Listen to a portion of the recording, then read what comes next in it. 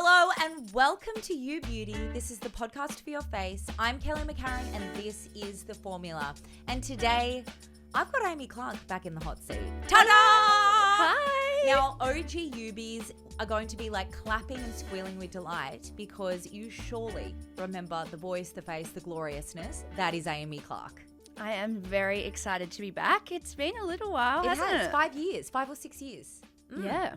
So let's get straight into it then, Amy. For anyone new here, tell us a little bit about yourself and to anyone old, really, because maybe they don't know what you've been doing. I know, right? I mean, they haven't been keeping tabs on me. Rude. Yeah. Hi, if we haven't met, my name is Amy Clark. I am Mamamia's lifestyle editor. I have always been obsessed with beauty. I've been in the beauty world for almost the last 10 years doing all sorts of bits and pieces. But yeah, I'm back at Mamamia. This was my first ever real grown-up job was at Mamamia in 2016. So I am just so chuffed to be back with you. Lee Campbell always said that Amy was like her little protege back in the day because you were really young, entering the world. As you said, it was your first grown-up job. And Lee was like, she is just so smart, so talented. She's going to go so many places. What was your role at Mamamia 5 or 6 years ago, whenever you left? So my last role here was senior lifestyle producer, and OG Ubies would remember me because when Lee went on maternity leave, I stepped into her very big shoes to fill the co-hosting opportunity. So I was interviewing back in the day we used to do In Their Bag or In Her Bag. So I used to host that. And then I'd sit alongside you, my friend, and we'd, dish out beauty advice and our spendy savies. And it's so funny because our producers who started earlier in the year, they were like, oh my goodness, you're going to love Amy. You'll meet her soon when she comes to Sydney. And I was like, lol. Like she's I know basically her my daughter. Very well. I don't know about that. Because you're not that old. We also got very close during a very strange time in the world. Sometimes Amy and I were the only people that would see each other some days during the week that wasn't our partners because it was during COVID times that we were recording. It was a very strange time to be alive. Yes. So we know each other very well. Yes. And I was obviously I've come to know Kelly very well, but I was very starstruck when I first had to kind of You've never told me that. Get the ring up to go next to Kelly McCarran. You have never told me that. Well, because Really? it's a little bit embarrassing. But, it was all of this stuff was completely new to me. I've always been a writer, so I love to talk, obviously, but getting kind of, all of this kind of podcast world was really new to me, and you just were that person that you were just such a pro, and it was very nerve-wracking, but that is how lucky was I to get to know you though, through it. That's how you felt. And because I sort of felt like I knew you and I really liked you, my love language is roasting. Yeah. So you probably were just roasted from the get-go and you were like, okay, she's a bit of an interesting character. What have you been doing since you scrammed us the last time? Yeah, well, I've been in... You moved to Melbourne. I did. So yeah, I'm working for Mamamia. I'm based in Melbourne. So it is very exciting to get to fly up to the new office here in Sydney. Very schmick, isn't it? It is. I feel like very fancy pants. But what I've been doing, I guess, the last 5 years since I was last on New Beauty, I've been in the beauty world, but just from some different sides. Which is bringing so much knowledge and expertise in different parts of the beauty world, which I think is so interesting. I'll do my best. But yeah, from a background of kind of reporting and writing and trialing products for Mamamia, I then went to Adore Beauty, which is, probably a retailer that comes up on New Beauty all the time because, one of Australia's biggest beauty retailers. I was running content there, very much the same kind of thing, writing articles, trialing products, but also commissioning writers. So that kind of exposed me to a side of beauty that I hadn't seen before, which is on the retailer side. So working with, all kind of 300 plus brands that are stocked there, kind of navigating also some of the politics of beauty. Well, yeah, because were you allowed to ever write about products that weren't listed on site? Oh, no. Yeah, fair enough. No, Yeah. because that was kind of like, it was very similar content that I was creating, but by nature it was all branded content because it's for the brands that we stocked. So I did that for about 2.5 years, and then I took another little kind of career roundabout and went to work in-house at one beauty brand. So most recently I was senior brand and content manager at Alpha H, which is, if you're familiar with the iconic liquid gold exfoliating treatment, it's a like 30-year-old Australian beauty brand. Very known and loved amongst the Ubies. Oh yeah, so good. And I have so much love for Alpha H, but it is really fun to now kind of, when you work for one brand, that brand is your world. And like, you know, you have those blinders on. It's just full obsession with the one brand. But I did everything there from kind of overseeing new product launches, like campaigns, working a little bit on innovation towards the end, you know, getting to help come up with the product names and like how we're going to position this product to the market. That's so cool. As well as, you know, then all the other things that come along with being a beauty brand. So I ran into a House of Sephora once. Exactly. She was like there to speak about the product as the face of the product. And I was like, hey, what are you doing here? Yeah. So stuff like that. Also, you know, organising media events. So, you know, me sliding into Kelly's DMs being like, please come to my launch event. And yeah, really fun. So now I'm kind of come all the way back around. So yeah, it's been a really fun ride, and I still love beauty as much as I did when I was last on this podcast. Oh, I love that. Yeah. And can you share one pervy thing that you think people would be surprised and want to know, like something real juicy about beauty brands or working behind the scenes in general? Ooh, probably that it's more common than you would think that brands launch products with a formula that they haven't actually created from end to end. So you hear a lot about how brands kind of, they might have purchased a base formula from a manufacturer.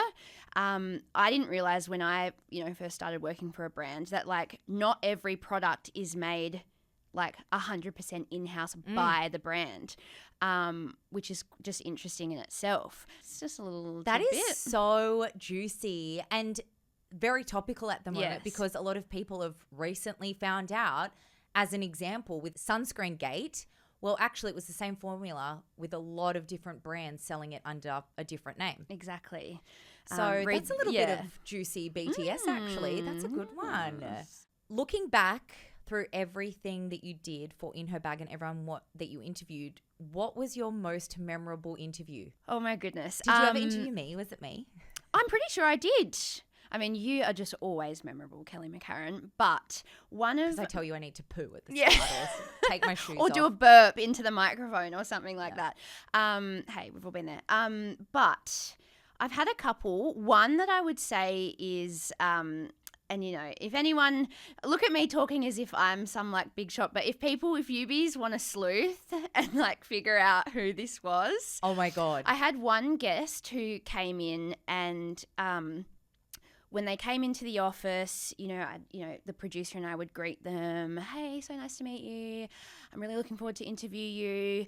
And she was just kind of like, you know, blank stonewall, just, you know, oh, hello, hi. Oh, so what you Blah, think of when blah. you think of a rude celeb type thing? Well, just very kind of like deadpan. I'm thinking, oh my God, this interview is going to be like, how am I going to pull this out of them?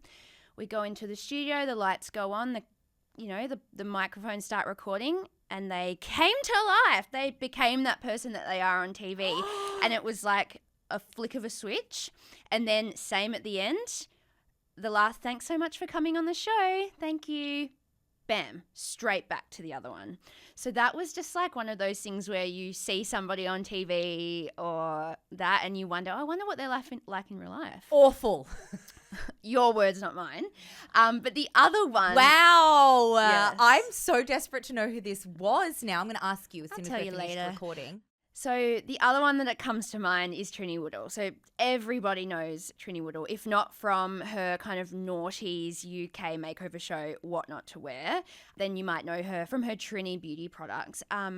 But on her first trip to Australia, she came into the Mamamia office, and Mia Friedman and Trinny just got on like a house on fire because, you know, sparkly clothes, the fashion, and just like the personality. They were like a match made in heaven. But she came into the office and I interviewed her in her bag, and I just remember I was so nervous, and she came in and she kind of sat down. I was like, oh, I bet she smelled really good. She also, the first thing she did was she just, you know, put a packet of cigs on the table and went, okay, darling, let's do this.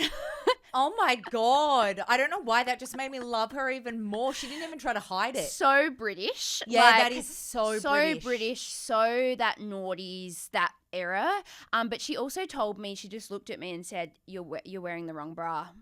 She literally could tell by looking at me that I was wearing the wrong bra size. And were you? Oh, yeah, I reckon I was. I mean, aren't we all sometimes? I'm not wearing a bra, so. Must be nice. Wow. Okay, those are two absolutely incredible tidbits. Yeah. All right. How has your routine personally changed? Oh, my gosh. A lot, I'd say. A lot. And like, you know, you've aged, as we all well, know. Thanks. No, I am like sparklier than ever. Oh, thanks, doll. But I think actually the reason why my routine has changed so much is not probably for the reason you would think. So, you know, when you work in beauty, as you know, you're trialing lots of products. You're also just so in the sphere of like all the new launches, what's coming, that there's always like, you're in that whirlwind of like, I want to try new things. I want to add the latest and greatest to my routine. And then if you go and you're not in that environment, and actually a lot of my colleagues that I used to work with at Adore Beauty would say this too, is that once they'd like re-entered the real world, or like, you know, the average person, the non-beauty life, they were like, oh, I actually like my routine, like it's just stripped right back. You know, it's not multiple serums. It's like, you know, just one or two. It's much more simple. And like the impact that can also have on your skin is, you know, not surprising to us, but maybe to the average person. Like sometimes I say my skin's better than it's ever been because I'm using less shit. But my routine specifically, I never used to have, like my skin type's the same. I've always had super dry skin, very prone to redness. I'm always running 1,000,000 degrees, and sweating. Yeah, you must be quite hot at the moment. I know. Fluffy red cardigan. I brought my cardigan from Melbourne up to Sydney. I'm sitting here sleeveless. Literally. Braless and sleeveless. Yeah. Ugh, love that. But probably the thing that changed my routine fundamentally was developing perioral dermatitis. So I never used to have any issues trialing any products, you know, would, you know, slap on a vitamin A, no issues, loving life. And then there was a particular article that I was writing when I was at Adore Beauty, where I needed to use a whole routine from one specific brand. Brand can remain nameless. They recommended me a routine and I thought, okay, like they've recommended it. It was recommended by their head of education, you know, this should be fine. And the routine actually included like, you know, it was like an exfoliating cleanser, then a liquid exfoliant, then an AHA, BHA, blah, blah, blah. And I just saw at the time, I remember like I'm doing the routine, you know, you have to film it. So I'm doing the routine and I'm thinking, I probably shouldn't do this. You know, when like you're trialing something, or but sometimes you kind of trust what they're saying, but then in the back of your mind, you're like, this isn't right. Or I was just like, I'm going to be a good investigative journalist here and I'm going to try the routine that was set Destroy for me. my skin barrier. Yeah, and same with like food that you know that you shouldn't eat, but you're like, oh, maybe this time it'll be fine. Maybe I'm not going to get the trots from pancakes. Yeah, so I put the, you and the poo again. Sorry. Literally. I've needed to go since 8 a.m. Oh, okay. Do you need a break? No, I've been holding it in all day. Okay.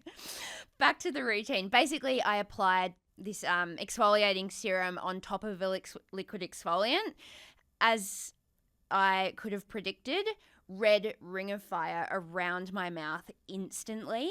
I had to actually wash it all off because it was literally like red ring around the nose, around this like, you know, the nasal labial kind of folds here. dry and flaky for weeks. And, you know, I went to where I usually go to have my skin treatments. And she's like, yeah, that's perioral dermatitis. Kind of like contact because it's, you know, because of triggered by using skincare products that Overusing actives. Exactly. And then ever since, like I've not been able to use skincare the same ever since. And that was probably like 4 years ago now. Wow. So I don't always have it, but like I have to think twice now before I put something on my face. So it just means that like I'm probably not using as much skincare as what you might think. Literally like I don't wash my face, like no cleansing in the morning. Like I'm a 1 serum moisturizer sunscreen, and then at nighttime, like maybe I exfoliate once a week, and I might use a niacinamide serum, face oil. Like it's so pared back. It's so boring. As we heard on Friday's episode, there is an Avene moisturizer you're obsessed with, but can you just name a couple of others that have been constants that you just absolutely love in your routine? Absolutely. Well, obviously, like knowing that most recently I was working at Alpha H. So there's, you know, and also the great thing about when you work for a brand is you get your staff discounts. So naturally you stock up. So probably like the Alpha H Balancing Cleanser is a product that I use a lot, like a cream cleanser, like no fragrance, great for dry skin, and just like that's after my, you know, I remove my makeup with my cleansing balm. Then I'll use that. The Avene Moisturizer, Ultraviolet Supreme Screen. That's actually a product that has been in my routine for like since the last time I was here. You are back in the beauty seat of seeing everything before it comes out. What do you think is going to be making us all very poor in spring, summer? Well, from a makeup perspective, like immediately, I feel like as soon as Taylor Swift's album comes out, everyone's going to be getting on the orange bandwagon. Like orange fashion, orange makeup. Is it orange themed? Yeah, so her album, it's the Life of a Showgirl. The colour, because she has colours associated with her albums, it's orange. But it's like it's actually a very Mamamia orange. Is it burnt or bright? It's a bright orange. Oh, cool. But so I think like we'll be seeing like all different shades of orange, from like your peach and coral through to like that like bricky burnt orange caramel. I love that though. Yeah. And then I guess in skincare, it's like all just with it's all these treatments, like all the different innovations that are coming out in formulas, like the different types of compounds that you haven't heard of before, with names you can't pronounce, just kind of like getting a lot more techie, I think. Yeah. Like all of the salmon sperm, basically. Oh, yeah. Or PDRN, as we call it in the industry. Not salmon jizz. Yeah. I did get a lot of DMs from people that were like, I appreciate that you asked Dr. Naomi if someone was jacking off the salmons, because everyone's actually first the thinking, snails, now the salmon. The poor sluggy creatures. All right, a bit of a budget reality check, Amy Clark. Not everyone can afford the expensive stuff you write about. What is the best drugstore find you have found that really rivals all of the fancy products, apart from the Avene moisturizer, because you showed us how much you loved that in Friday's episode? I reckon it's colour cosmetics, like in terms of lipsticks, lip products, like the lip products that I find, like how good, there's nothing better than just trawling like your Chemist Warehouse or your Priceline, Woolies, literally, and like going through, having a look. So I think like lip products specifically, but also like when it comes to skincare, you know, if it's brands that are all owned by the same parent company, say like a L'Oreal Paris versus, you know, not comparing it to SkinCeuticals, but both owned by L'Oreal, like La Roche-Posay, for example, CeraVe, all owned under the same umbrella. So like they are all privy to, and those more accessible brands benefit from the heavy investment that the more kind of science-led brands have put in over the years. So, another really good BTS insight, because you can then trust the more affordable products. They might not be using the same quality ingredients, but the research is there. Yeah. Or it's just like, and not every product is right for everyone, but like if you know, it's just interesting understanding which brands are owned by which parent companies, I think, in general. Yeah. There's like 5 that own 90% of brands. Pretty much. What is one step you never skip, even when you're running late and you're not allowed to say SPF? Yeah. I mean, I've talked a lot about lips. I mean, I've said it so many times that my natural lip colour is basically Translucent, white, you said, yeah. or with like a blue corpse-like undertone. So I'm never going to go out with just a clear lip balm on or a clear gloss ever. So it's always going to be a lip and brows, clear brow gel. Okay.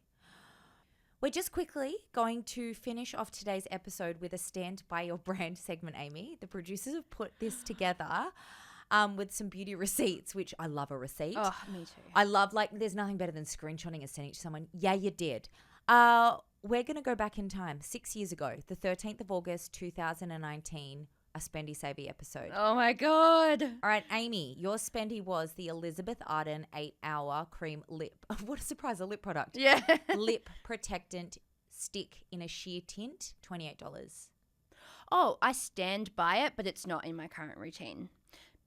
Probably also because once I started working at Adore Beauty, you basically, like, your whole world becomes the brands that are stocked there, and this is a Mecca exclusive product. So I still rate it, but it's not currently in my routine. Okay.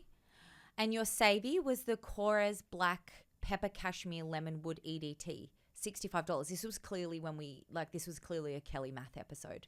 When we were like, it's an affordable EDT and the lip product is $28. Yeah. It was Kelly Math, yeah. Yeah, not sure what 6 years ago me was thinking there, but I still love that fragrance. Like, it's so good, and actually unisex. So like my husband Sam would still use that as well. Okay. My savvy was my Spendy was the Body Shop Spa of the World Japanese Camellia Cream. Listen, that is ringing a bell and it sounds beautiful.